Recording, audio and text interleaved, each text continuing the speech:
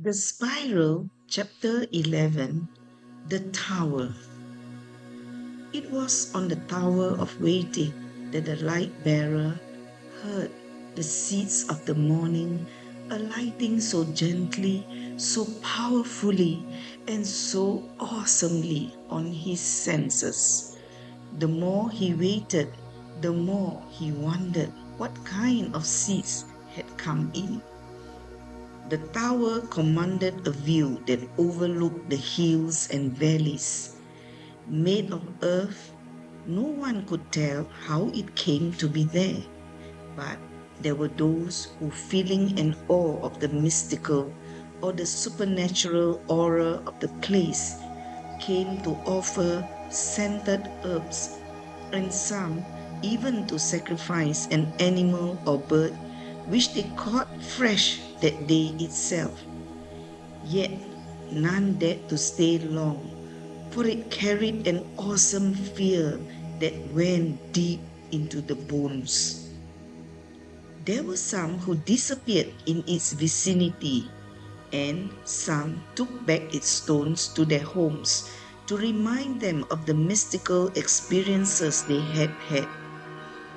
Despite being scorned at, ridiculed, and mostly ignored, these humans could not let go of such profound experiences.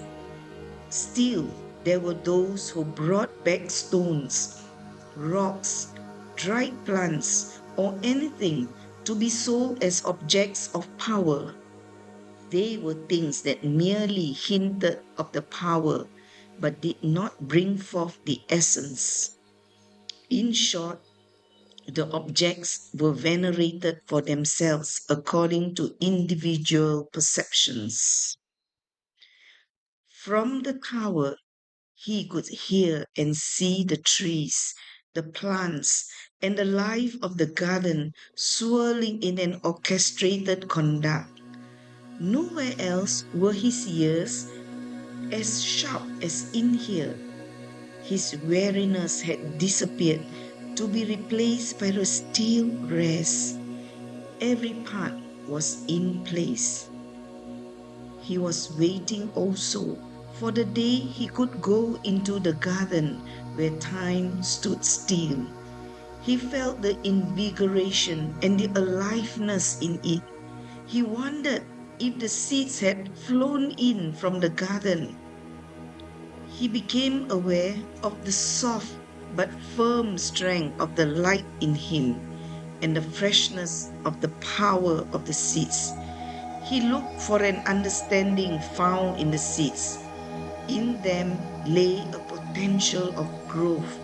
In them lay indications of what he would be and where he should go and who he would meet.